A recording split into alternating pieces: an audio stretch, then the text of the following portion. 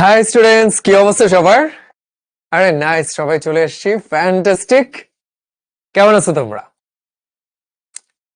আশা করি সবাই ভালো আছো। অনেকে জিজ্ঞেস করতেছো আমি কেমন আছি। আমিও খুবই ভালো আছি, আলহামদুলিল্লাহ। এর মধ্যে একটু লুকটা অন্যরকম, কারণ হলো সামনে একটা পরীক্ষা। সো পরীক্ষাতে ভাইভা দিতে গেলে আবার বাংলাদেশের নিয়ম কি শেভ করে যেতে হয়, যেটা আমার কাছে খুবই খ্যাত লাগে। কারণ শেভ করলে কারোরই ভাল লাগে না।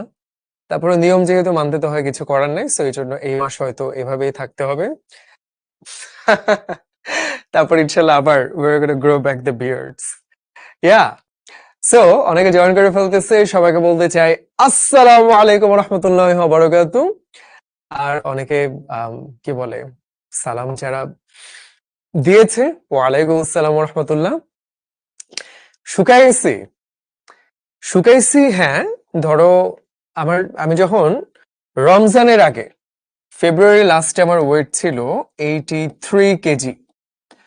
এখন হইলো 71 কেজি। তাইলে ইউ ক্যান কল ইট 12 কেজি, তাই না? So 12 KG কমাইছি। আর তোমাদের শাওন রেজা ভাই, উনি তো হচ্ছেন বিসিএস এর পুলিশ ক্যাডার। তো ওনার তো হচ্ছে অনেক ট্রেনিং থাকে। সো এখানে ভোর 4টা বাজে উঠে দৌড়াদৌড়ি শুরু করতে হয়। তো ওনারও কিন্তু ওয়েট কমে, মনে হয় 68 ছিল, সেখান থেকে এখন হচ্ছে 61 কেজি। সো আমি ওনারা দেখে ইন্সপায়ার্ড হলাম। আবার ধরো শিখর সিইও যে শাহিদ চৌধুরী, আমি জানি না তোমরা কয়জন ওনাকে ফলো করো, অবশ্যই ফলো করা উচিত। শিখর সিইও দেখে ফলো করবা তা না, তুমি ফলো করবা কারণ হইলো এই ধরনের মানুষ যারা। শাহির ভাই, উনি কিন্তু হলেন ইংল্যান্ডে, হ্যাঁ, পড়াশোনা করা। উনি এখানে চাকরিও করতেন, ইনভেস্টমেন্ট ব্যাংকার ছিলেন। তারপর ওনার প্ল্যান আসলো যে আমি বাংলাদেশে গিয়ে একটা স্টার্ট আপ দিতে চাই। হ্যাঁ। তো তারপর উনি শিখো তৈরি করলেন। এই ধরনের একটা মানুষকে তুমি যদি ফলো করো লিঙ্কডইনে, ফেসবুকে, তুমি না দেখবা যে উনি কি শেয়ার করতেছেন। উনি অনেক পজিটিভ জিনিস শেয়ার করবে, দেখবে তুমি হচ্ছে শিখতে পারবা, তাই না? তারপর ধর 10 মিনিট স্কুলে আয়মান সাদিক ভাই, ফলো করবা, অনেক কিছু শিখতে পারবা। এদেরকে ফলো করবা। এখন ধরো তুমি রোনালদো বা মেসিরে ফলো করলা, হুইচ ইজ অসম, কিন্তু তার থেকে কতখানি শিখতে পারবা? মানে ও ট্রেনিং করতেছে, ও ফুটবল খেলতেছে, ওটা তোমার লাইফে কি লাভ হবে? So, আমরা ভক্তি হিসেবে ফলো করবো, ঠিক আছে, কিন্তু শিখতে চাইলে ধরো এই ধরনের মানুষের ফলো করা উচিত, রাইট? যাই হোক, so আজকে আমরা আসছি চেঞ্জিং সেন্টেন্স, তাই না? সো চেঞ্জিং সেন্টেন্সের 2টা ক্লাস হবে। স্যার আমাকে মন দিয়ে এগুলো শুনবো, কারণ হলো এই ধরনের টপিক গুলা একটু ভালো করে না শিখলে হয় কি, একটু লেজে গোবরে পাকায় যায়, যে পরে গিয়ে ভাইয়া ওইটা কি জানি, এটা কেন হইলো, এটা তো বুঝতেছি না, অনেক ঝামেলা হয়। সেগুলো ইজি ইজি নিয়ম, আমরা সবই জানি, আবার অনেকে কিছুই জানি না। তো সবার জন্যই today we are gonna start learning. তার মানে কিন্তু গাইস, এই যে প্রায় 700 পোলাপেন একসাথে আছি, আমরা একটু মনোযোগী থাকবো, হ্যাঁ? ঠিক আছে, জোস। আর অন্য প্রশ্নগুলা যে ভাইয়া সাজেশন দেন, ভাইয়া এক্সামে এটা কি করব, এটা কি করব, গাইস, আজকে হইলো সোমবার, রাত 9:30 বাজে। আমরা আজকে রাতে কি খাবো সেটা নিয়ে মাথা ঘামাই। শুক্রবার দুপুরবেলা জুমার নামাজ পড়ে এসে কি খাবো, পোলাও না বিরিয়ানি না কোরমা, ওইটা এখন না ভাবি। এখন আমরা এখানে ফোকাসটা করি, হ্যাঁ? আজকে টপিকটা ভালো করে শিখি। So changing sentence, right? এখানে আমরা শুরুতে দেখবো অ্যাকর্ডিং টু মিনিং, অর্থাৎ অর্থ অনুযায়ী বাক্যকে কয় ভাগে ভাগ করা যায়। আমরা কি জানি? জানা একটু কমেন্ট করি। অনেকে আছে না যে অনেক পড়াশোনা করে, তারা একটু জ্ঞানী ব্যক্তি, তারা একটু জ্ঞান দেখায় দাও যে আমি পারি সব, একটু বলো। ঠিক আছে, আমরা জানি 5 ধরনের আছে। সেটা হচ্ছে অ্যাসার্টিভ, ইন্টারোগেটিভ, সবাই 5 লিখে বসে আছে। 5টা ভাগ তো আমিও জানি, সেই 5টা ভাগ কি?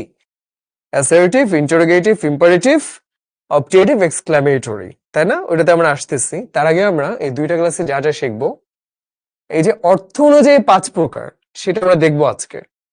গঠন অনুসারে 3 প্রকার, সেটা কি পারি আমরা? সেটা কি, একটু ভাবি তো। গঠন অনুসারে হচ্ছে সরল, জটিল, যৌগিক বাক্য। ইংরেজিতে বলে কি? Simple, complex, compound. এই যে এটাও কিন্তু আমরা পারি, তাই না? এটা নেক্সট ক্লাসে আমরা দেখবো। আর ভয়েস চেঞ্জ 2 প্রকার, কি জিনিস? একটা হচ্ছে আমি একটা থাপ্পড় মারলাম, আর এটা হলো আমার দ্বারা একটা থাপ্পড় মারানো হলো। সো এটা হচ্ছে অ্যাক্টিভ আর প্যাসিভ ভয়েস, সেটাও 2 প্রকার। লাস্ট এবার ডিগ্রি আছে। ডিগ্রি কি জিনিস? ভাই আমি জোস, ভাই এই দুজনের মধ্যে আমি জোস, ভাই আমি সবার সেরা, আমি সবচেয়ে জোস। তাহলে কি হলো? Positive, comparative, superlative. তাহলে দেখো যে এখানে অনেকগুলো জিনিস কিন্তু আছে। আর আজকে আমরা মূলত চেষ্টা করব যে অর্থ অনুযায়ী 5 প্রকার সেই জিনিসটা ভালো করে দেখতে, এন্ড সম্ভব হইলে সিম্পল কমপ্লেক্স কম্পাউন্ড সেটাও দেখতে। তাহলে বুঝতেই পারতেছি টপিক কিন্তু অনেকগুলো আছে এখানে, তো আমরা একটু মন দিয়ে না শুনলে রাতের বেলা ক্লাসে এমনিও ঘুম পায়। আমি আজকে অফিসে আসছি সকাল 10:30টার দিকে, এখন বাজে হলো 9:30, ক্লাস শেষ হবে 10:30টার পরে। তার মানে আমি 12 ঘন্টার বেশি কিন্তু অফিসে। So obviously I am also very tired, তোমরাও টায়ার্ড। সো আমরা যদি টায়ার্ড হয়ে ক্লাসটা করি তবে মন দিয়ে না শুনি যে এমনি কি জানি ভাই আমি বুঝি না ভাই, ছুটি দেন ভাই, ভাল লাগে না, তাহলে কিন্তু আমাদের সবারই লস। তো কষ্ট করে আসছি যখন, আমরা মন দিয়ে পড়বো, ঠিক আছে? এই যে আদিম যেরকম বলছে আমি কিছু বুঝিনি, আরেকবার বলেন। আরেকবার বলার সুযোগ হবে না, কারণ হলো যে এত কিছু পড়তে হবে আমাদের। এখন একটা কথা বারবার বলতে গেলে 750 পোলাপাইনের সময়টা কিন্তু নষ্ট হবে, ঠিক কিনা? So আমরা যেগুলো কঠিন জিনিস সেগুলো আরেকবার বলবো, সহজ জিনিসগুলো বারবার বলবো না। শুরুতে মনোযোগ থাকবে, ঠিক আছে? আর তুমি চাইলে পরে তো রেকর্ড দেখতেই পারবা, তখন আরেকবার শুইনো, আমার কথাটা 30 বার শুইনো, ঠিক আছে? গুড। তা আমরা অর্থ অনুযায়ী 5 প্রকার সেগুলো একটু দেখলাম, এবং আমরা এই জিনিসগুলোতে কি কি আছে সেটাও চলো দেখি। এগুলো একদম বেসিক, আমরা সবাই পারি, ব্যাখ্যা করার কিছু নাই। অ্যাসার্টিভ মানে কি? যে কোনো সাধারণ বাক্য। আমি ভাত খাই, ভাই আরেকবার বুঝান, আজকে অনেক গরম, হিমসাগর আম খেতে ভালো লাগে। কোন আম খেতে ভালো লাগে তোমাদের বেশি? শাহেদিন বলতেছে হিমসাগর মনে হয়। আমি আবার শুনছি আম্রপালি নাকি সবচেয়ে মজা। আবার অনেকে বলে খিরসাপাতি, আগে ছিল ল্যাংড়া। সো কোনটা যে আমের রাজা আমি নিজেও জানি না। সো যাই হোক, তোমরা ভালো জানবা। যে রূপালি না, আম্রপালিকে রূপালি বলে অনেকে। গুড। হাড়ি ভাঙা বলতেছে অনেকে, জোস। অনেকে ব্যানানা বলতেছে, ওকে। হিমসাগরও বলতেছে, নাইস। এখন কিন্তু আমের সিজন, তোমাদের শিশির ভাই, তার বাড়ি হচ্ছে রাজশাহী। গতকাল সে ঢাকায় আসলো, তার সব এতগুলো আম নিয়ে আসছে। So আমরা গতকাল বসে বসে খাইছি, আজকেও একটু খাইলাম, ইউনো, শাহেদের নেতৃত্বে। আর তোমাদের হিরণ ভাইয়ের দাদা, সে এনাম ভাইকে চ্যালেঞ্জ ছুড়ে দিয়েছে, এনাম ভাই আপনি কি এক বসায় 150 আম খেতে পারবেন? এনাম ভাই বলছে এনে দাও, এনে দিলে আমি খেয়ে ফেলবো। তো তখন হচ্ছে হিরণ ভাই দাদা একটু ঘাবড়ে গেছেন যে 150টা আম তো আনা অনেক কষ্ট, অনেক টাকা পয়সার হিসাব। তারপর উনি কিছু বলেন নাই। আর তোমরা চাইলে এনাম ভাইকে 150টা আম এনে দিতে পারো, তিনি কথা দিয়েছেন এক বসায় একসাথে খেয়ে শেষ করবেন, ঠিক আছে? গুড। অ্যাসার্টিভ মানে কি? নর্মাল যে কোনো বাক্য। সেটা আবার 2 প্রকার, অ্যাফার্মেটিভ আর নেগেটিভ। গাইজ একটু মন দিয়ে শুনি। অ্যাফার্মেটিভ মানে হ্যাঁ, আমি আম খেতে ভালোবাসি।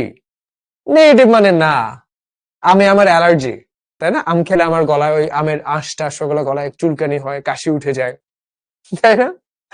তো দুইটাই হতে পারে। এবার চলো ইন্টারোগেটিভ সেন্টেন্স, প্রশ্নবোধক। হেই, তুই কি পারবি এক বসায় 100টা আম খেতে?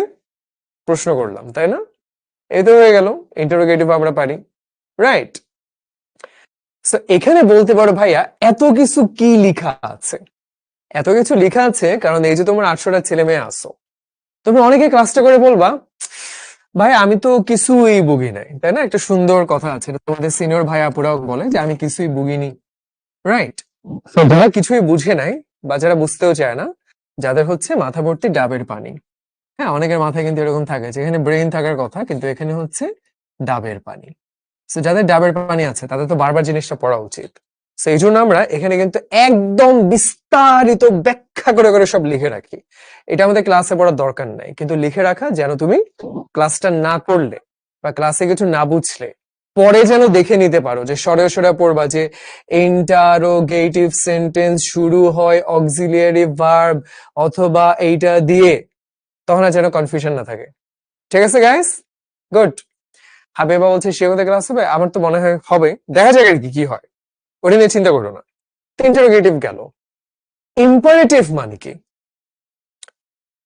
বাবা প্লিজ একটা আম খাও, তোমাকে আমি রিকোয়েস্ট করলাম, তাই না? অনুরোধ। এই, তুই অবশ্যই আম খাবি, তোমাকে আদেশ করলাম, তাই না? বাবা এই ঋতুতে গ্রীষ্মকালে আমটা খেলে ভালোই হয় শরীরের জন্য, আমার মনে হয় তুমি আর আম খাওয়া উচিত, পরামর্শ। এই চল না, শিশির যে আমগুলো আছে আমি আর তুই মেরে দেই, খাই ফেলি, মজা হবে, প্রস্তাব দিচ্ছে, তাই না? তো তাহলে দেখো যে ইম্পারেটিভ সেন্টেন্স মানে হলো যেখানে এরকম আদেশ আবার নিষেধ আবার উপদেশ, পরামর্শ, অনেক ধরনের অনুভূতি প্রকাশ করা যায়। মূলত হচ্ছে তুমি যখন কাউকে কিছু একটার জন্য বলবা, হ্যাঁ, যে ভাই তুমি আদেশ করতে পারো, তুমি নিষেধ করতে পারো, তুমি পরামর্শ দিতে পারো, এগুলো সব হচ্ছে ইম্পারেটিভ। বাট এখানে ব্যাপারটা কি, ইম্পারেটিভ একটা অবজেক্ট থাকবে, তুমি কাউকে বলতেছো একটা কিছু করতে, তাই না? এটা ইম্পারেটিভ। সো ঠিক আছে, অবজেক্টিভটা কি? অবজেক্টিভ হলো যে ভাই আল্লাহর কাছে চাইতেছি, তাই না? আল্লাহর কাছে বিচার দিলাম। তোমাদের শিষ্যরা এসে বললো, হ্যাঁ হ্যাঁ আমার আমগুলো খায় ফেলছে, আল্লাহর কাছে বিচার দিলাম। সো তাহলে অবজেক্টিভ হচ্ছে যেটা আমরা সাধারণত কোন একটা উইশ, এই যে আকাঙ্ক্ষা, ইচ্ছা, অভিশাপও হতে পারে, বিচার দিলাম যে আমার আমটা খাইছে ওই জন্য পেট খারাপ হয়, রাইট? সো তাহলে কি আছে, ইউজুয়ালি তুমি যখন উইশ করো কিছু, উইশটা হতে পারে লিখে দিলে উইশ, আবার হতে পারে প্রে, তাই না? সেগুলো হইতে পারে। সো প্রে মানে কি, যে তোমার মা হয়তো একদম ইয়েতে বসে বসে কি বলে যে দোয়া করতেছে যে আল্লাহ আমার ছেলেরা যেন পরীক্ষায় ভালো করে, সেগুলো হচ্ছে চাওয়া আল্লাহর কাছে। সাধারণত এরকম জিনিস হলে অবজেক্টিভ বলে। আর বেশিরভাগ ক্ষেত্রে মেয়ে দিয়ে শুরু হয়, তাই না? ইয়াস। সো অবজেক্টিভকে আমরা দোয়া বলতে পারি বা চাওয়া বলতে পারি। আর লাস্টে কি আছে, এক্সক্লামেটরি সেন্টেন্স। এক্সক্লামেটরি মানে কি, আসলে এখানে কার্টুন গুলো কেন দিচ্ছে আমি না জানি না, এগুলো কি মানে রেলেভেন্ট কিছু হইতেছে না, রাইট? সো হ্যাঁ, লাস্টে এক্সক্লামেটরি সেন্টেন্স মানে কি, হইচই চিল্লা চিল্লি এগুলা, রাইট? তার মানে হচ্ছে তুমি খুব আনন্দে করতে পারো, তুমি খুব দুঃখেও করতে পারো। So, অনেক রকম অনুভূতি থাকতে পারে। যেমন ধরো যে এখানে খুশি হয়ে গেছে, কি সুন্দর দেখতে। এখানে আবার মানে আশা করতেছো যে যদি দেখতে পারতাম কতই না ভালো হইতো, তাই না?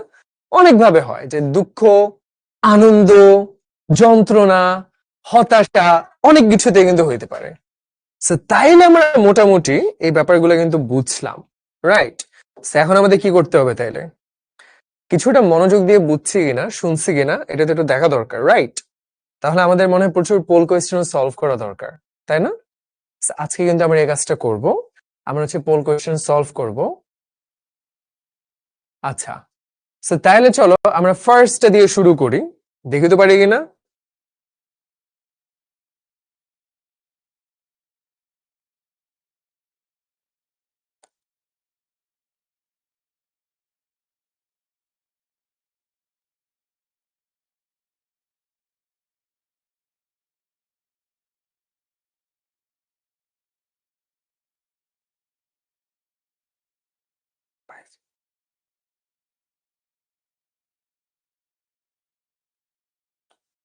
সবাই একটু চেষ্টা করবো, কেমন?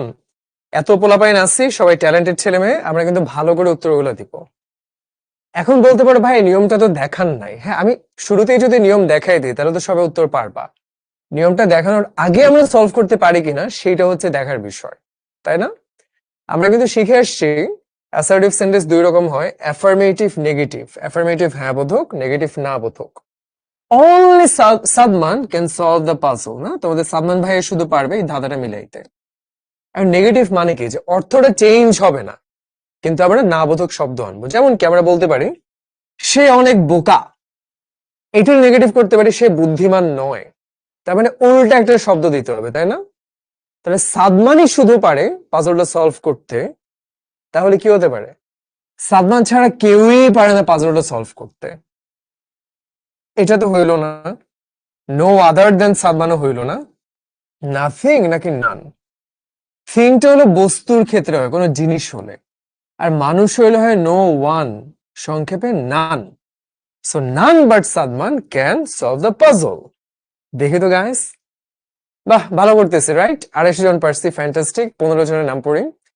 শুরুতে আজান, তারপর হচ্ছে রাদিয়া, সুমাইয়া, সামিহা, রিফা, আলিফ, ইশতিয়াক, নওশিন, আহনাফ, মুহিবুর, ফাতিমা, হ্যাঁ, তারপর হচ্ছে নুসাইবা, শুভদীপা, এন্ড হচ্ছে Saim and Tahsin. Fantastic job guys. আমরা কিন্তু এই কাজটা করবো। আমরা নিয়মটা পড়ার আগে আমরা হচ্ছে মানে পোল কোয়েশ্চেনটা সলভ করব, দেখা যাক আমরা পারি কিনা মাথা কাটায়, ঠিক আছে? সো চলো তাইলে অ্যাফার্মেটিভ থেকে নেগেটিভ সেটা কিভাবে হবে, অর্থ কিন্তু বদলানো যাবে না। যেমন ধরো তুমি বললা আই লাভ ম্যাঙ্গো, এইটারে নেগেটিভ কেমনে করবা? আমি আম ভালোবাসি,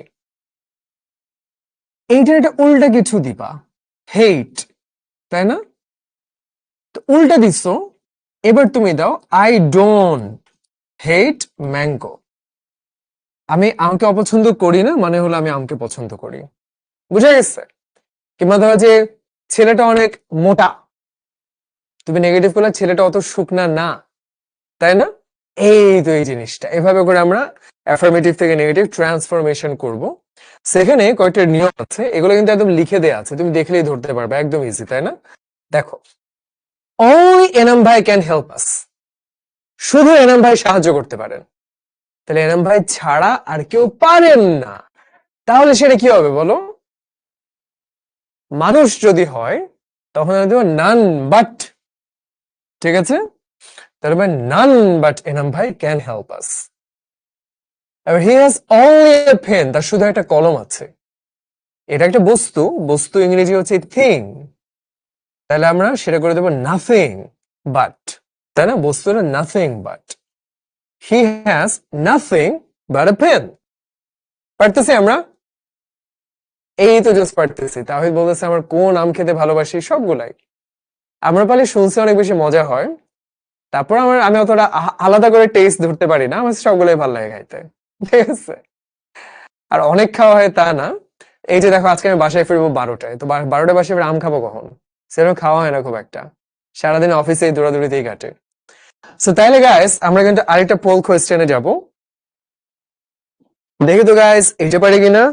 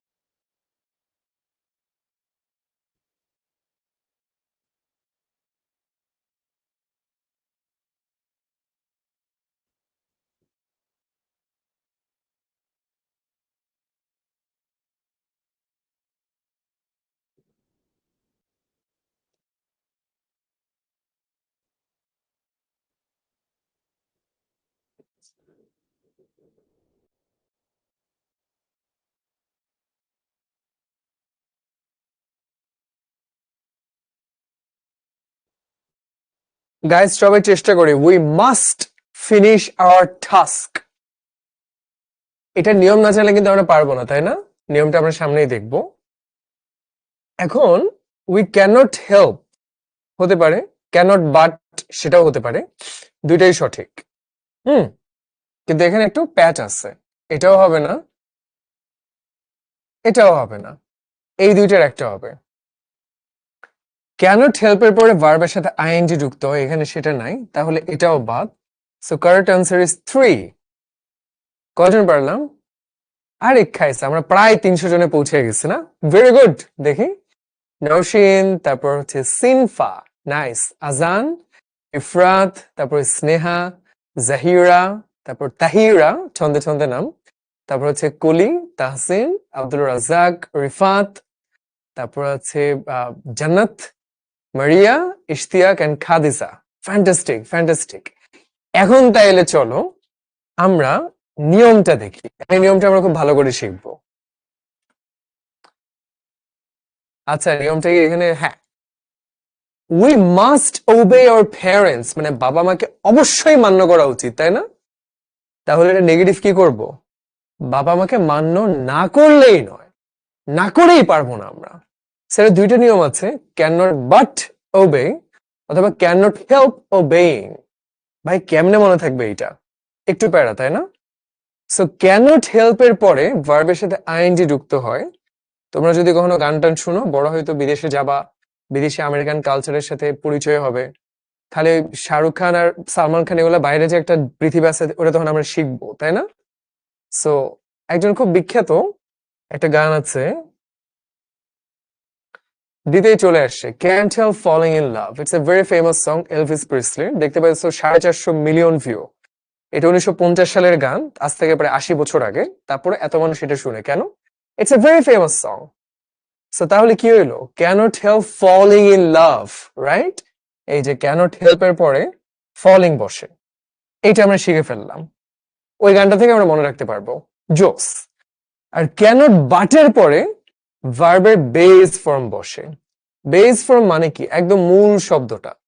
যেমন ধরো গো, এটা প্রেজেন্ট ফর্ম, যেমন আই গো, তাই না?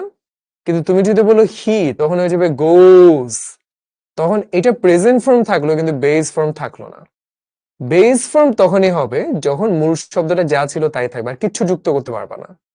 সো তাহলে কি হবে? ক্যানট বাট ওবে, বেস ফর্মটা বসলো। সো বাট হলো ব দিয়ে, বেস ফর্ম ব দিয়ে, তাহলে মনে থাকলো এখান থেকে। আর ক্যানট হেল্প এর পরে ভার্বের সাথে আইএনজি যুক্ত হয়, গানটা থেকে মনে থাকলো। জোস, তাই না? একজন বলতেছে রাত 12টা বাজে মোহাম্মদপুরের ছিনতাইকারী ধরে। ওই যে যখন দেশ স্বাধীন হলো গত বছর, তাদের ছিনতাইয়ের কাহিনী ঘটতো। So আমি আবার হচ্ছে নতুন ফোন কিনছি যখন, তখন কি হয়েছে কাহিনী যে আম, আমি খুব ভয় পাইতাম যে নতুন ফোনটা যদি ছিনতাই হয়। So আমি আম্মুর একটা পুরানা ফোন ছিল, ওটা সদকা হিসেবে রাখতাম। ওই যে সদকা দেয় না, হ্যাঁ, যে আমার যদি ছিনতাইকারী ধরে তাহলে পুরান ফোনটা দিয়ে দিব আর নতুন ফোনটা লুকিয়ে রাখবো ব্যাগের ভিতরে। সো এই হইলো কাহিনী আর কি। এরকম হয় মাঝে মধ্যে, সেই নিয়মটা আমি শিখছি। এবার আরেকটা নিয়মও আমরা নিজেরাই পড়ে শিখতে পারবো, এটা এত ব্যাখ্যা করে কিছু নাই, একটু দেখো।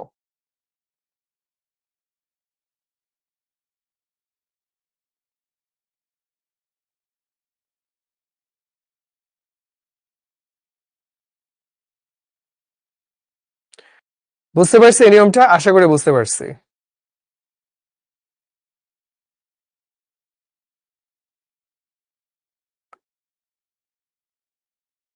চলো তাইলে আমরা আরেকটা পোল কোয়েশ্চেনে যাই, দেখি তো এইটা পারি কিনা, আমরা নিজেরা নিয়মটা পড়ে বুঝছি কিনা, একটু দেখি।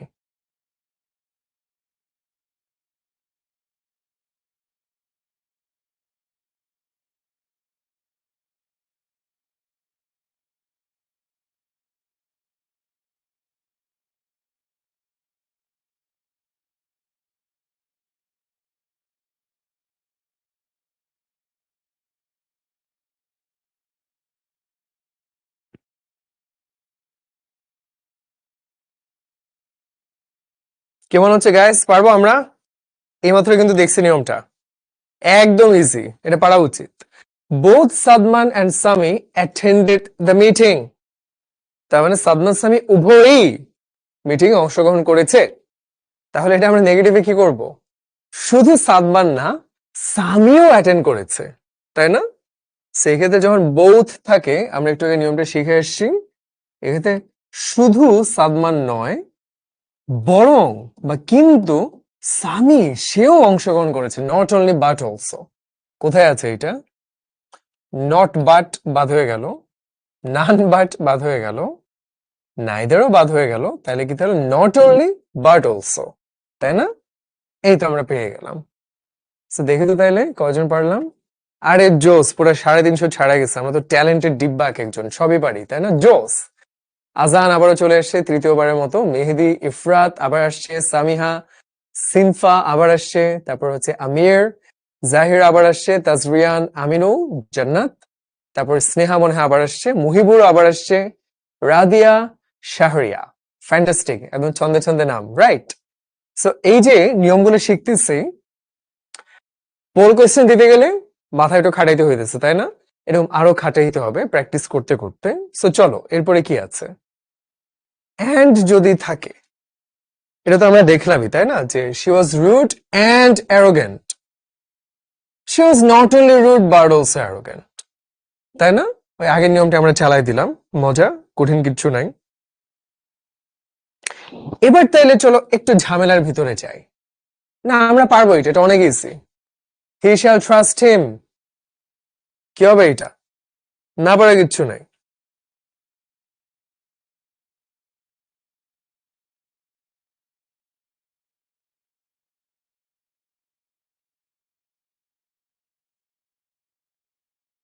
কি মনে হচ্ছে গাইস?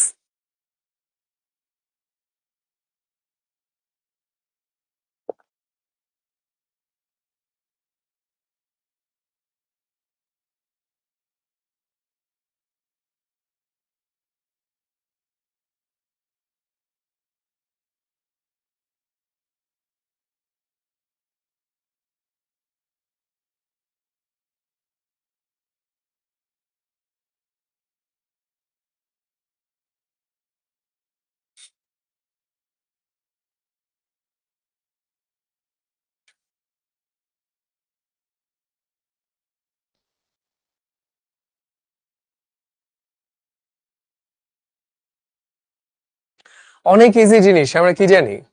সে তাকে বিশ্বাস করবে, তাহলে উল্টো হলে কি সে তাকে অবিশ্বাস করবে না। কোথায় আছে সেটা? ফরগেট মানে ভুলে যাওয়া, এটা তো হবে না, তাই না? আরেকটাকে আমরা জানি, ফরগেট ভুলে যাওয়া, আর ফরগিভ মানে হচ্ছে ক্ষমা করা। দুইটা কিন্তু কাছাকাছি শব্দ, আমরা প্রায় কনফিউজড হয়ে যাই। সেটা একটু মনে রাখবো, হ্যাঁ? ফরগিভ মানে ক্ষমা করা, আর ফরগেট মানে হচ্ছে ভুলে যাওয়া। জোস, তাইলে হবে ইজি, তাই না? সবার পারার কথা। দেখে তো আমরা কেমন পারলাম। আর একটু বেশি পারা উচিত ছিল নাকি? চলো দেখি লিডার বোর্ড। তাহসিন, তারপর কলি, ফারিয়া, আজান, স্নেহা, জাহিরা, মুহিবুর, তারপর হচ্ছে মারিয়া, জাসিয়া, তারপর হচ্ছে Fuad, Nirob, Shahriar, Jamuna, Jeba and Tasnim. Fantastic job guys. আমরা কিন্তু ইজিলি ইজিলি যাচ্ছি, আমরা খুব একটা কঠিন কিছু শিখতেছি না, তাই না? ইয়াস।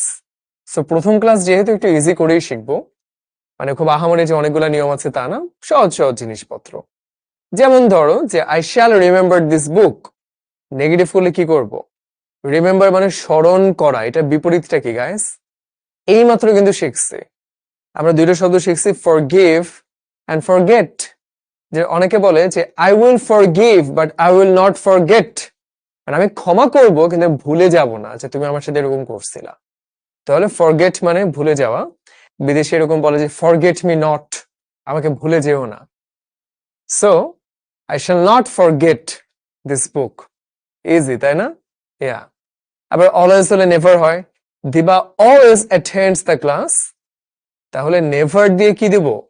অ্যাটেন্ড মানে অংশগ্রহণ করা। এটা বিপরীতে কি হতে পারে গাইস? পারবো আমরা? পারা তো উচিত।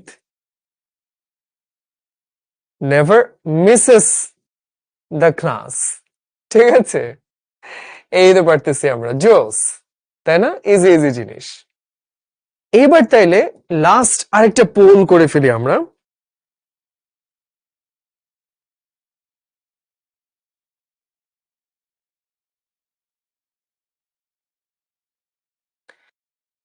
এটা আমাদের নেগেটিভ করতে হবে। জোস, দেখি পারে কিনা।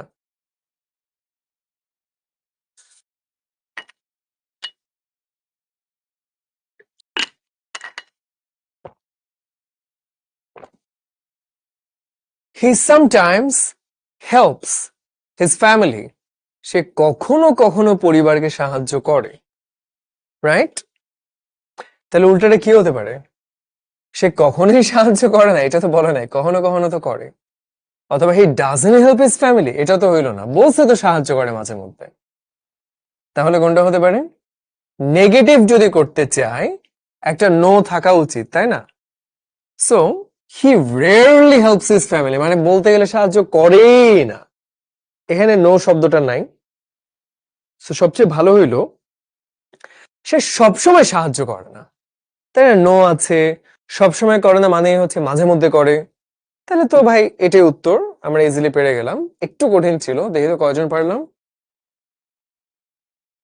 ভালোই পারছি, প্রায় 300 জন, তাই না? জোস। তাহলে স্নেহা, শেষটা যেহেতু বিশ্বরা নামে পড়ি, তারপর জাহিরা, নওশিন, আজান, মহিব, আকিফ, জুমানা, আমি মনে আগে যমুনা পড়ে ফেলছিলাম, আয়েশা, মাহিয়া, নীলিমা, আব্দুল্লাহ, মাহিয়া, ইতিমুনি, রুদ্র, ইয়াসিন, তারপর আর কে আছে? আর হচ্ছে Faria, Khadija, Tasnim, Zeba and Tahsin. Fantastic job guys. তাইলে আমরা কিন্তু আজকে এই বেসিক জিনিসগুলো আর কি, যে অ্যাকর্ডিং টু মিনিং, সেগুলো মোটামুটি দেখলাম। এটা নিয়ে আমরা আরো দেখবো, তবে আজকে আমরা এইটা নিয়ে আর না আঁকাই। আজকে আমরা আরেকটা জিনিস নিয়ে দেখবো। সো আরেকটা জিনিস নিয়ে দেখবো, সেটা হচ্ছে অ্যাকর্ডিং টু স্ট্রাকচার। ওইটাকে মনে আছে? মনে থাকলে একটু বলো তো কি কি ছিল। 3টা টাইপ আছে, সেই 3টার নাম কি? গঠন অনুযায়ী 3টা ভাগে ভাগ করা যায়, কোন 3টা সেটা সবাই একটু কমেন্ট করি। আরেক খাইছে প্রায় 900 পোলা পায়, রাইট? অনেকে বলছে আমি তো সঠিক দিয়েছি, আমার নামটা কেন নিলেন না? কারণ হলো এই মুহূর্তে 900 পোলা পায় আছে, সবাই উত্তর দিচ্ছে, সবার নাম নিব। এটাই লাইফ। দেখবা যে ভর্তি পরীক্ষা দিবা একটা বয়সে গিয়ে, দেখবা যে ভাই সবাই পারে, সবার মধ্যে সবচেয়ে ভালো কে পারে সে চান্সটা পাবে। সো লাইফ ইজ কম্পিটিশন, তাই না? যেমন তো দৌড় প্রতিযোগিতা হয়, ধর আমি সুইমিং প্রায়ই দেখি। সুইমিং যদি কখনো দেখো, মাইকেল ফেলপস নাম শুনছো? হয়তো শুনো নাই। মাইকেল ফেলপস সুইম, অলিম্পিকের ভিডিওগুলো যদি মাঝে মধ্যে দেখো, দেখবে যে ভাই মানে এত কাছাকাছি দূরত্বে সবাই, মানে 0.01 সেকেন্ডের জন্য কেউ ফার্স্ট হয়, কেউ সেকেন্ড হয়, কেউ থার্ড হয়, তাই না? একদম কাছাকাছি কিন্তু সবাই। বাট গেস হোয়াট, কেউ মনে রাখে না কে থার্ড হইলো কে ফোর্থ হইলো। ওই প্রথম যারা তাদেরকে শুধু সবাই মনে রাখে। সো এই জন্য এইটা একটা মজার ব্যাপার যে বোর্ড এক্সামে আমরা পাশ করলেই হলো, A+ পাইলেই হইলো, বাট অ্যাডমিশন টেস্টে গেলে দেখা যায় পাশ করলেই হয় না, সেখানে কিন্তু আমাদের সবচেয়ে সেরা হইতে হয়, তাই না? ওদের মতো যে একদম পুরা টপে থাকতে হবে। সো আমাদের এখন থেকে কিন্তু ওই মানসিকতা থাকতে হবে যে আমরা শুধু পরীক্ষায় পাশ করার মানসিকতা নিয়ে ভালো করতে পারবো না, পরীক্ষায় ভালো করব, বোর্ড এক্সামে ভালো করব, অ্যাডমিশনে গিয়ে কি খাবো? একটা মারা খাবো, তাই না? আমরা মারা খেতে চাই না, আমরা ভালো করতে চাই। সেই জন্য আমরা বেসিকটা আমাদের ক্লিয়ার রাখবো। এই যে অনেকেই কমেন্ট করলাম সিম্পল কমপ্লেক্স কম্পাউন্ড, সেটা আমরা দেখতে যাব। তবে সেটা দেখতে যাওয়ার আগে আমাদের কিছু কনসেপ্ট ক্লিয়ার হওয়া দরকার। চলো তাইলে আমরা কনসেপ্টগুলো একটু ক্লিয়ার করি। শুরু হলো গাইস, ক্লজ আর ফ্রেজ, এটাকে আমরা পারি? পারলে কমেন্ট করো যে ইয়েস, না পারলে বলো যে আমি পারি না, তাই না? পারি না, রাইট? নোয়াখালী ভাষায় বলে। যেমন একবার একটা স্কুলের টিচার গিয়ে বলতেছে, এই তোমরা বলো তো আসবাবপত্র ইংরেজি কি? অনেকেই পারতেছে না। নোয়াখালীর ছেলেটা উঠে বলে আমি পারি না স্যার। স্যার বলে আরে তুমি তো পারো, আরে জোস। মানে আসবাবপত্র ইংরেজি ফার্নিচার, তাই না?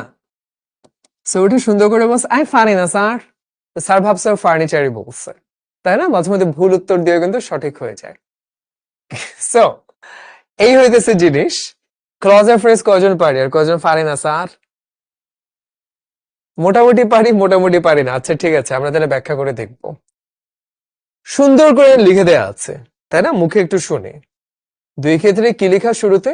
আ গ্রুপ অফ ওয়ার্ডস। তার মানে কি একাধিক শব্দ থাকবে, বাক্যের একটা অংশ হবে তারা। হ্যাঁ, পুরো বাক্য হবে না, একটা অংশ হবে। তো সেখানে কি থাকবে সেটা নিয়ে হলো কাহিনী। চলো, এখানে বলছে ক্লজের ভিতরে ভার্ব থাকবে, ফাইনাইট ভার্ব থাকবে। কেমন? সাবজেক্ট থাকতে পারে, নাও থাকতে পারে, তবে একটা ফাইনাইট ভার্ব থাকবে। ওকে, এটা আবার কি জিনিস সেটা তো জানা দরকার। আর এখানে বলছে ফ্রেজের ভিতরে শব্দ আছে একাধিক, কিন্তু ওই ভার্ব থাকবে না, ফাইনাইট ভার্ব থাকবে না। এটা কি জিনিস? বেশ ঝামেলা লাগতেছে তো ভাই। ফাইনাইট নন ফাইনাইট আবার কি জিনিস সেটা কি আমরা জানি? এই যে এখানে সুন্দর করে লেখা আছে, তারপর আমরা একটু নিজেদের মতো করে শিখি। গাইস, তোমরা ফুটবলে কোন দলের সাপোর্টার? আমি ছোটবেলায় ব্রাজিল ছিলাম, এখন আর কোনো দল না, এখন এক এক ম্যাচে এক এক দল। যেমন যখন গত বিশ্বকাপে আর্জেন্টিনা সৌদি আরবের খেলা হচ্ছিল, তো আমি সৌদি আরবের সাপোর্টার ছিলাম, যে মুসলিম কান্ট্রি। আবার ফাইনালে থেকে আর্জেন্টিনার সাপোর্টার ছিলাম, যে বেচারারা এত দূর খেলে ফাইনালে আসছে, মেসি একবার তো ওয়ার্ল্ড কাপ জিতা উচিত। আবার যখন এমবাপ্পে 3 গোল দিয়ে ফেলছে, তখন আবার ওইটা ভালো লাগতেছিল যে ছেলেটা এত কষ্ট করে 3 গোল দিচ্ছে, ওর তো জিতা উচিত। বাট ফাইনালে আর্জেন্টিনা জিতছে, খুশি হয়েছে। আমি কোনো দল না, কিন্তু আমি সব দল। এখন দেখো যে মেসি বা আর্জেন্টিনা ওয়ার্ল্ড কাপ চ্যাম্পিয়ন। আবার যে 4 বছর পরে ওয়ার্ল্ড কাপটা হবে, কবে হবে? 2027। 27 না 26 সালে, 26-এ মনে হয়, তাই না? ইউএসএ, মেক্সিকো, কানাডা ওই দেশগুলোতে হবে। সো তার মানে 4 বছর পর পর কিন্তু এটা চেঞ্জ হচ্ছে। সো ফাইনাইট মানে হইল সসীম, অর্থাৎ আর্জেন্টিনা সারা জীবন চ্যাম্পিয়ন থাকবে না, ওর একটা সীমা আছে, একটা লিমিট আছে 4 বছরের। আবার কিন্তু বিশ্বকাপ হবে, তাই না? সো ফাইনাইট মানে হলো সসীম, যেটা চেঞ্জ হয়। এই যে নেক্সট টাইম হয়তো জার্মানি, স্পেন অথবা আবার আর্জেন্টিনা বা ব্রাজিল অথবা ধরো অন্য কোনো একটা দল জিতেই যেতে পারে। সো ফাইনাইট ভার্ব মানে হলো যে ভার্বগুলো আমরা চেঞ্জ করতে পারি, যেমন কি আই গো, হি দিলে হয়ে যায় হি গোজ, এই সবগুলো ফাইনাইট ভার্ব। পাস্ট টেন্স হয়ে যায় ওয়েন্ট, এগুলো ফাইনাইট ভার্ব। তাহলে আবার নন ফাইনাইট মানে কি? চেঞ্জ হয় না যেগুলা, সেটা কি জিনিস? সেখানে আছে জিরান্ড, পার্টিসিপল এবং ইনফিনিটিভ। গাইস, এগুলোকে আমরা জানি, নাম শুনছি জীবনে নাকি নামও শুনি না? একটু শুনলে কমেন্ট করে যে ইয়াস, আর না জানলে বলে আমি পারি না, আমি শুনি না, আমি কিছু বুঝি না, আমি চোখে আঙ্গুল দিই, কানে আঙ্গুল দিয়ে বসে থাকি। একটু কমেন্ট করি আমরা শুনছে কিনা। বাংলাদেশ বিশ্বকাপ জিতবে, বাংলাদেশ খেলতে পারলে তো খুবই মজা হইতো, তাই না? হামজা, তারপর জামাল ভুঁইয়া সবাই মিলে খেললে জোস, অনেকে নাম শুনছি। তাহলে আমরা ইনফিনিটিভটা সবচেয়ে ইজি, ওইটা পাত্তা পায় না। ইনফিনিটিভে কি হয়, একটা ল্যাজ থাকে, ল্যাজটা হচ্ছে to. To eat is healthy, খাওয়া দাওয়া করা স্বাস্থ্যের জন্য ভালো। তাহলে টু থাকে, তারপর ভার্বে বেস ফর্ম বসে, হয়ে গেল ইনফিনিটিভ। প্যাচটা লাগে জিরান্ডার পার্টিসিপল নিয়ে, ওদের দুইজনের ক্ষেত্রে ভার্বের সাথে আইএনজি থাকে, বুঝলাম, খুবই ভালো জিনিস। এবং জিরান্ড হচ্ছে নাউনের কাজ করে, আর পার্টিসিপল অ্যাডজেক্টিভের কাজ করে। সেটা আবার কি জিনিস, চলো দেখি। গাইস, ডব্লিউডব্লিউই কয়জন দেখো? এখন কি দেখো, চিনো? Roman Reigns, Seth Rollins, CM punk, তারপর ধরো জন সিনা, দেখো কেউ নাকি দেখো না? আশা করি কয়েকজন পাওয়া যাওয়ার কথা। কেউ কেউ দেখে, রাইট? ফেভারিট রেসলার কে? আচ্ছা, এখন ধরো তুমি বললা ক্রিকেট ইজ মাই ফেভারিট, খুব ভালো লাগে ক্রিকেট দেখতে। আন্ডারটেকারে চিনে, আর কারো চিনে না, না? এখনকার যুগে পোলাপেন কম দেখে নাকি রেসলিং? জন সিনা, রোমান রেন্স, বানানের যে অবস্থা, মার্শাল্লাহ। আচ্ছা, যাই হোক আর কি। সো ক্রিকেট হইতেছে একটা নাউন, এটা তো মানলাম। এন্ড ক্রিকেট না বলে তুমি কিন্তু বলতে পারো, ভাই আমি জন সিনার ফ্যান, আমি রেসলিং দেখি, রেসলিং ইজ মাই ফেভারিট। এখন এটা কিন্তু একটা ভার্ব, তাই না? রেসলিং, কুস্তি খেলতেছে, মারামারি করতেছে, কিন্তু এই ভার্বটা নাউনের কাজ করলো। তুমি বলতে পারতে cricket is my favourite, football is my favourite, অথবা রেসলিং ইজ মাই ফেভারিট, কিন্তু সুইমিং ইজ মাই ফেভারিট। তাহলে রেসলিং বা সুইমিং এগুলো কিন্তু ভার্ব, ভার্ব হইলেও সে নাউনের কাজ করতেছে। তাইলে এই ভার্ব গুলো হচ্ছে নাউনের কাজ করে, দ্যাট মিনস জিরান্ট, ভার্বের সাথে আইএনজি আছে, নাউনের কাজ করতেছে, জিরান্ট। আরিফ বাবা খাইছে, কোডি রোডস এর ভক্ত, নাইস, এটা তো খুবই ভালো। তার মানে লেটেস্ট, তাই না? এখন রুদ্র দেখে, অনেকে রেসলিং চিনেই না, রেসলিং হচ্ছে ডব্লিউডব্লিউই। যাই হোক, তাহলে আমরা বুঝলাম যে ভার্বের সাথে আইএনজি থাকলে যদি নাউনের কাজ করে জিরান্ট হয়, একটা আইডিয়া পেয়ে গেলাম আমরা। এবার পার্টিসিপলটাকে, এটা তো একটু দেখা দরকার। ধরো যে তোমাদের একটা পরীক্ষা হইলো, আর পরীক্ষায় তোমাদের বন্ধু রুদ্র, সে খুব ভালো করছে, তুমি বাসায় বেড়াতে গেলা, বাসায় গিয়ে দেখলা রুদ্র আঁকা মানে মাটিতে নাই।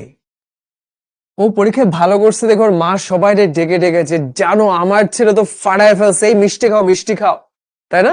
আমার ছেলেটা খালি পড়াশোনা করে সারাদিন, আমি ওরা আপনার করে পানি খাওয়াই দিই আর বাতাস করি। হ্যাঁ, আমার ছেলে খালি পড়ে আর পড়ে।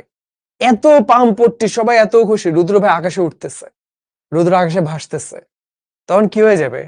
আই স আ ফ্লাইং রুদ্র, তাই না? যে আমি একটা উড়ন্ত রুদ্রকে দেখলাম, যে আকাশে ভাসতেছে। হ্যাঁ, মানুষের পামপট্টি খেয়ে আকাশে উঠতেছে সে। তাহলে কি হইল? রুদ্র একটা নাউন, রুদ্র কি অবস্থায় আছে? আকাশে উঠতেছে, সে উড়ন্ত অবস্থায় আছে। তাইলে তাইলে নাউনকে মডিফাই করে অ্যাডজেক্টিভ, এটা আমরা জানি তাই না, নাউন বা প্রোনাউনকে মডিফাই করে।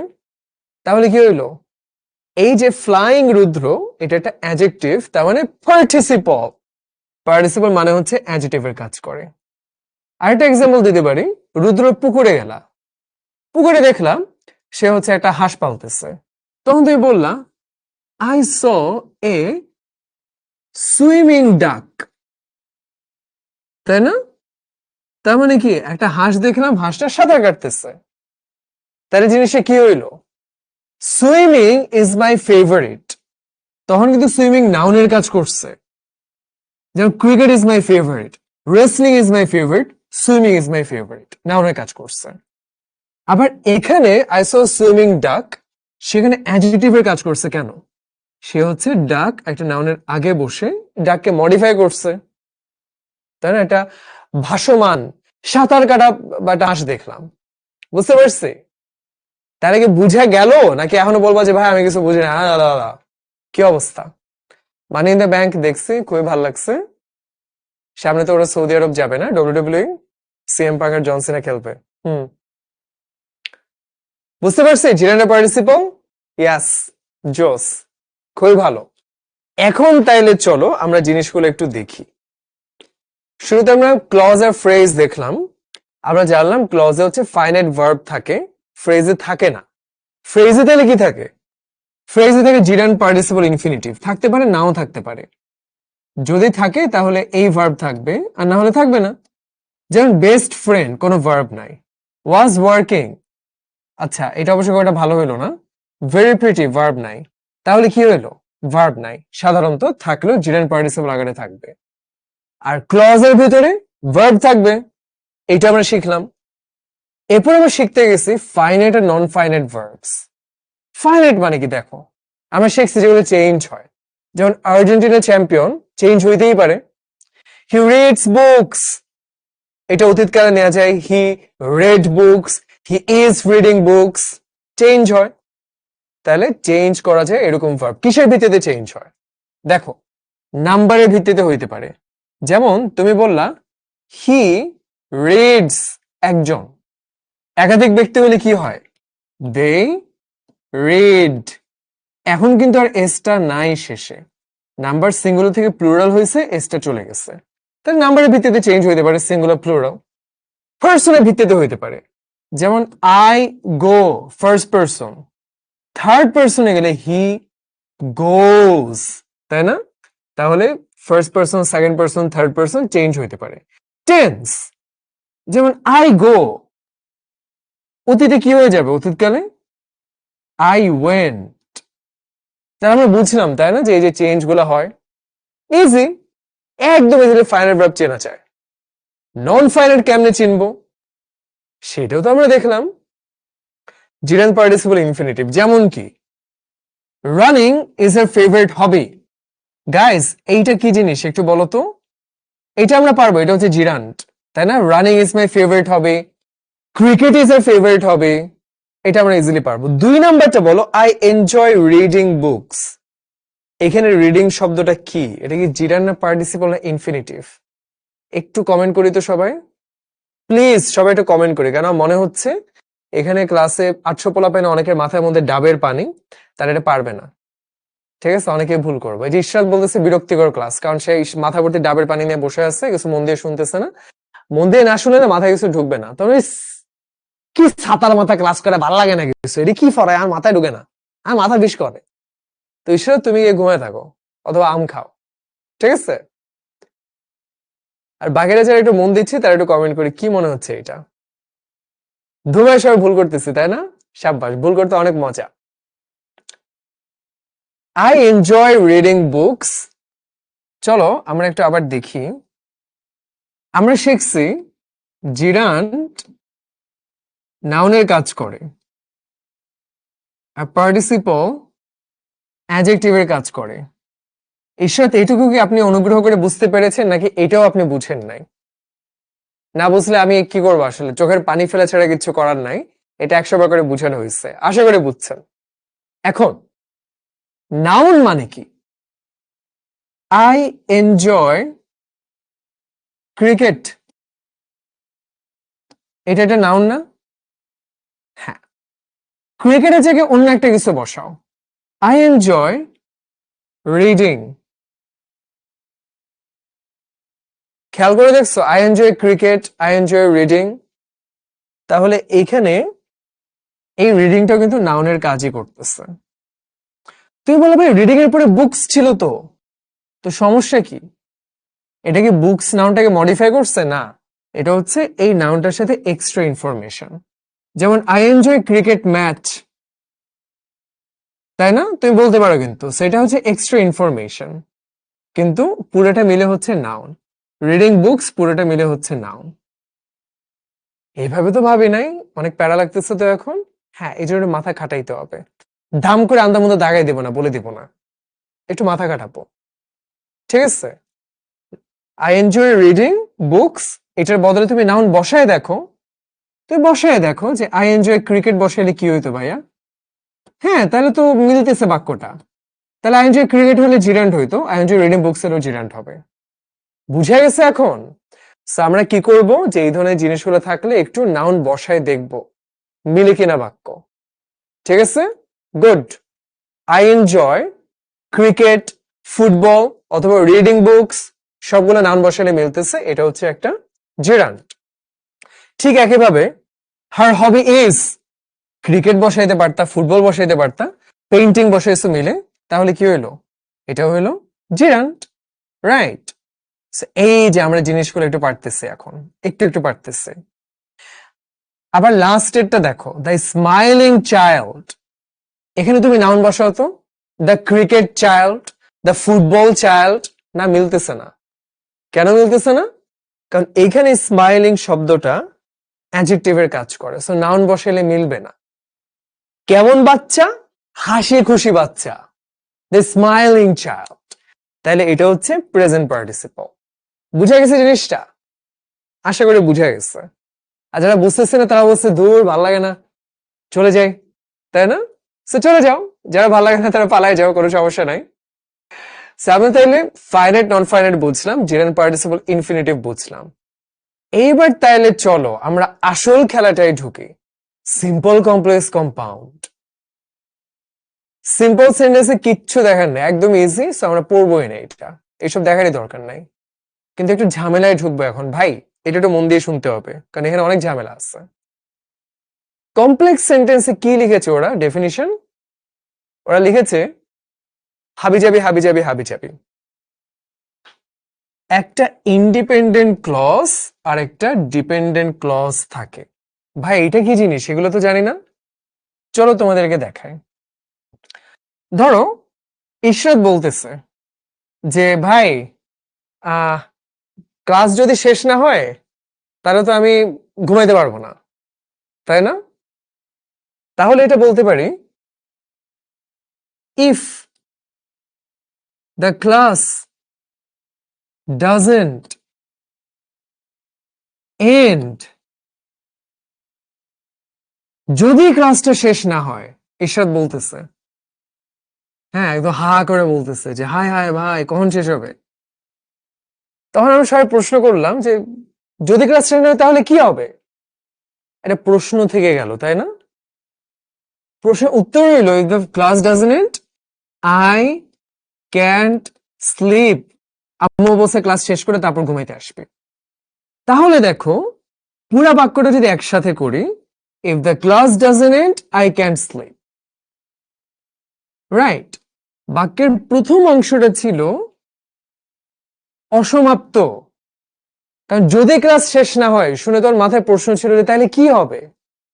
দ্বিতীয় পয়েন্টে আমরা উত্তরটা পাইলাম যে তাহলে আমি ঘুমাইতে পারবো না। আরেকটা এক্সাম্পল দেখি।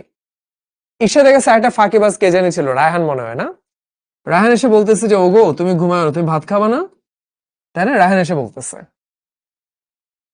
ও বলতেছে ইফ ইউ ডোন্ট ইট।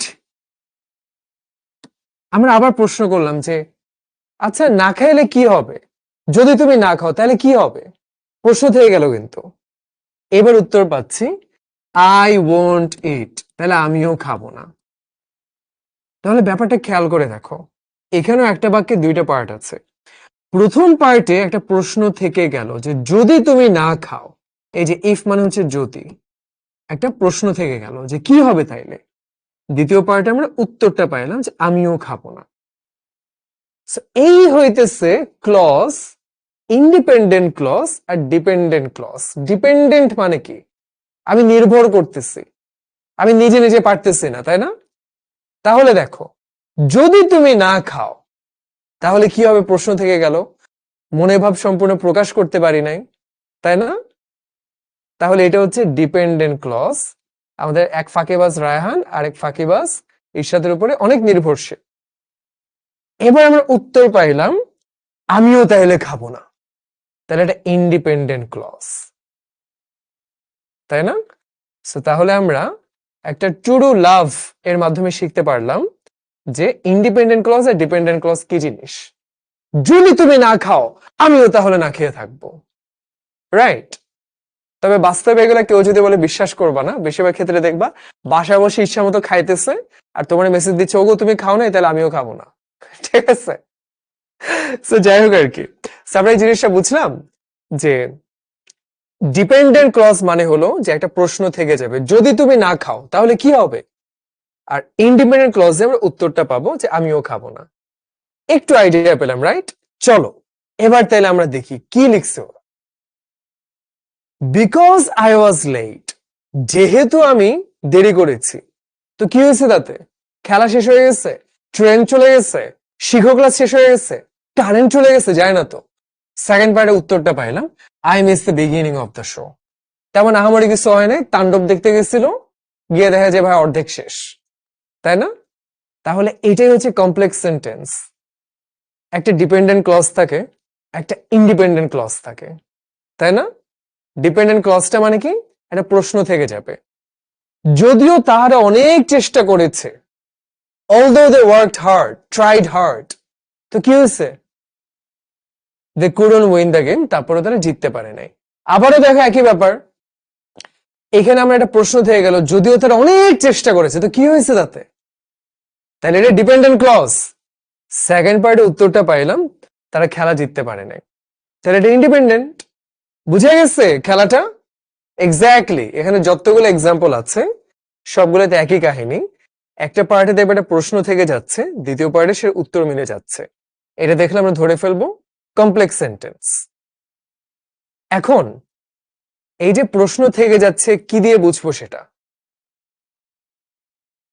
যেহেতু আমি দেরি করছি, যদিও তারা চেষ্টা করেছে, যদি তুমি পরিশ্রম করো, যেহেতু সে ক্লান্ত ছিল, যখন সূর্য উঠে, তাহলে যেহেতু, যখন, যদি, এই যে শব্দগুলো দেখতেছি না, এগুলাকে বলে সাবঅর্ডিনেটিং কনজাংশন।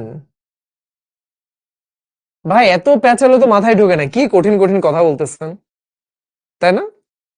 চিন্তা করে দেখো, শুভজিৎ বলতেছে if I am lazy I will fail. আরেক ফাঁকিবাজ শুভজিৎ, এই যে শুভজিৎ বর্মন, ভালো লাগে না, ঘুম পাচ্ছে। এখন ওরে আমরা বললাম যে তুমি যদি এরকম অলস হও তুমি তো পরীক্ষা ফেল করবা। এখানে কোনটা ডিপেন্ডেন্ট ক্লজ? যদি আমি অলস হই, তাই না, তখন প্রশ্ন থাকে তাহলে কি হবে, তাহলে আমি ফেল করব। এখন দেখো এই যে ডিপেন্ডেন্ট ক্লজ, ডিপেন্ডেন্ট মানে কি, নির্ভরশীল। তার মানে তোমার নিচে আছে, তাই না, নিচে বসে আছে, ভাই আমার একটু সাহায্য করেন। নিচে যে থাকে তাকে আমরা বলি সাব। সাবে সার্ফার খেলছো না, ঠিক সেরকম নিচে যে থাকে তাকে আমরা বলি সাবঅর্ডিনেট। তাহলে সাবঅর্ডিনেট মানেই হলো যে নির্ভরশীল হয়ে থাকে, প্রত্যেকটা শব্দ দিয়ে নির্ভরশীল সেটা আমরা দেখতে পাচ্ছি, তাই না? যখন সে কুকুরটাকে দেখলো তখন কি হলো, প্রশ্ন থেকে যাচ্ছে, এই যে উত্তরটা পাইলাম, সে তখন হাসলো, কুকুর দিয়ে হাসতেছে, কি মজা। তাহলে এই শব্দগুলো থাকলে আমরা ধরে ফেলতে পারবো একটা প্রশ্ন থাকে, পরে পার্টে উত্তর পাওয়া যায়, কমপ্লেক্স সেন্টেন্স। একদম ইজি। যদি অনেকে আমি জানি কিছুই বুঝো নাই, তাদের জন্য আমি বড় করে একটা হাততালি দিচ্ছি। তবে আমরা এখন সামনে আগাবো, আমরা যাব কম্পাউন্ড সেন্টেন্সে। আল্লাহ ভাই, এটাও কি আধা ঘন্টা লাগবে বুঝাইতে? না, এটা কোনো সময়ই লাগবে না। কারণ কি জানো? কারণ হইলো এখানে যে এতগুলো সাবঅর্ডিনেটিং কনজাংশন দেখছো, হাবি জাবি, because, although, since, when, if, after, এত কিছু কোনো কিছু কম্পাউন্ডে লাগবে না। কম্পাউন্ড এখানে এই কয়টা কনজাংশন আছে, আমরা যদি বাক্যের ভিতরে দেখতে পারি ধরে নিতে পারবো এটা কম্পাউন্ড সেন্টেন্স। লাগে ফ্যান বয়েস, ফর, অ্যান্ড, নর, but, or, yet, so. For মানে হইতেছে জন্য, অ্যান্ড মানে এবং আমরা জানি, নর মানে না, বাট মানে কিন্তু, তাই না, অর মানে অথবা, ইয়েট মানে তবুও কিংবা এখনো, আর সো মানে হচ্ছে তাই কিংবা সুতরাং। এই করে মুখস্থ থাকলেই হবে, আর কিচ্ছু লাগবে না। যেমন আমরা বলতে পারি he is smart but lazy. তার মানে কি, সে অনেক বুদ্ধিমান কিন্তু সে অলস। Compound sentence. ঠিক আছে, পারবো আমরা, তাই না? একদম ইজি। তাইলে গাইস, আমরা কিন্তু আজকে সিম্পল কমপ্লেক্স কম্পাউন্ড আইডিয়া নিলাম, রাইট? এখন অনেক কিছু মাথায় ঢুকছে, অনেক কিছু ঢুকে নাই, সেজন্য কি করতে হবে? একটু ঘুমেছিলাম যে ভাইয়া কথাগুলো শুনছি, মাথায় ঢুকছে। রাতে ঘুমাইতে যাবা, এমনি করে কান থেকে পুট করে পড়ে যাবে সবগুলা। সো কালকে আল্লাহর রাস্তায় আরেকবার একটু দেখতে হবে এই পিপিটিতে কি কি জানি লিখেছিল। এই জন্য কিন্তু সুন্দর করে করে সব বিস্তারিত লিখে দেওয়া আছে। সো আমরা একটু ভালো করে দেখবো। দেখে আমরা যে কাজটা করব, আমরা কিন্তু এক্সাম দিব। এক্সাম অবশ্য ভালোই দেরি আছে, 24 তারিখ, অনেক দেরিতে এক্সাম। সে মধ্যে আমরা পারবো না, এই দুইটা ক্লাস আমরা ভালো করে করব। তারপর হচ্ছে আমরা এটা পড়ে বুঝে শুনে তারপর এক্সাম দেব। এইটা কিন্তু করতে হবে, কারণ আজকের ক্লাসটা যদি একেবারে না বুঝো, ঘুমায় ঘুমায় কাটায় দাও, তাহলে নেক্সট ক্লাসও বুঝবা না। তারপর ভাই আমি কিছু পারি না, আমি কিছু বুঝি না, আমি পারি না, এটা করব না আমরা। ঠিক আছে, আমরা আজকে যা পড়ছি একটু নিজে নিজে পড়তে হবে। ঠিক আছে শুভজিৎ, তারপর ফাঁকেবাজে ইশরাত, যারা যারা ছিল সবাই কিন্তু দেখতে চাই। আজকে লম্বা না করি, কারণ আসলে রাতের বেলায় ক্লাসগুলো করা অনেক কষ্ট। আমি নিজেও জানি যে খুবই বোরিং টপিক ছিল, খুবই বিরক্তিকর টপিক ছিল। এর মধ্যে আরো মেজাজ খারাপ হয় কখন জানো? যে পোলাপাই যদি স্মার্ট হয় মজা লাগে, আর পোলাপাই যদি কি হয়, মাথায় যাদের ডাবের পানি তাদেরকে আমরা বলতে পারি গাব। ঠিক আছে, পোলাপাই যদি গাব হয় তখন পড়ানো খুব কষ্ট, যে এতবার বলি কিন্তু বুঝে না, বলে হা করে তাকায় থাকে, আমি কিছু বুঝি নাই, তখন অনেক কষ্ট হয়। সেই জন্য তোমাদের মধ্যে বেশিরভাগই স্মার্ট, সো থ্যাংক ইউ, পড়ায় মজা আছে, বাট অনেকে থাকে বুঝে না, বারবার বলি তখন, তাই না? So, যারা বুঝে না একটু নিজে কষ্ট করে পড়বো, একটু আরেকবার দেখে নিব, আশা করি পারবো। নেক্সট ক্লাসে এরকম আরো কঠিন কঠিন টপিক থাকবে, সেগুলো প্লিজ দেখে এসো ভালো করে। আজকে লম্বা না করি, সবাই ভাত খেয়ে ঘুমায় যাও, আম খাও বেশি করে, সবার জন্য বেশি বেশি দোয়া। ওকে, ইনশাআল্লাহ নেক্সট দিন কিন্তু আমরা ভয়েস চেঞ্জ, তারপর ডিগ্রি, সেগুলো দেখবো। সেগুলো ভালো করে পড়ে প্রস্তুত হয়, তারপর আসবে এভরিবডি। আজকে আর না, আসসালামু আলাইকুম সবাইকে, এন্ড আল্লাহ হাফেজ।